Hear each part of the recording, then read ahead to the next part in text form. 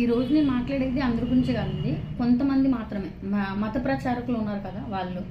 రీసెంట్గా మా shop opening పిలిచినప్పుడు మాకు తెలిసిన వాళ్ళు వచ్చారు. మొన్న చూసి అంత బాగానే ఉంది, మీరు కూడా క్రిస్టియన్ నమ్ముకుంటుంది, ఏసైలోకి వచ్చేస్తే బాగుంటుంది, మీకు మంచి దారి చూపిస్తాడు, బెటర్గా ఉంటుంది వ్యాపారం అంతా కూడా అని చెప్పేసి మాట్లాడారు. అది నాకు నచ్చలేదు. నేను వాళ్ళతో కూడా వాదించలేదు, చెప్తున్నాను. ఫస్ట్ ఆఫ్ ఆల్ ఈ దేవుడిని నమ్ముకోండి, ఆ దేవుడిని నమ్ముకోండి అని ఒకరు మనం ఇది చేయకూడదండి. మ్యాక్స్ హిందూ దేవుళ్ళు ఎవ్వరు చెప్పరు. హిందూ దేవుడు నమ్ముకున్న వాళ్ళు ఎవరు కూడా మా మతంలోకి రండి అని ఏ క్రిస్టియన్కి చెప్పరు. కానీ క్రిస్టియన్ వాళ్ళు మాత్రమే ఎందుకని హిందూ వాళ్ళని మార్చడానికి ట్రై చేస్తారు నాకు అర్థం కాదు. ఎందుకు అలాగా? మీ మీ దేవుడిని మీరు నమ్ముకుంటున్నారు కదా, ఎందుకు పక్కన వాళ్ళని? అసలు నిజంగా బైబిల్ ప్రకారం మాట్లాడుకోవాలంటే యేసుప్రభు ఏం చెప్పాడు? నీ వల్లే నీ పొరుగు వారిని కూడా ప్రేమించు అని చెప్పాడు.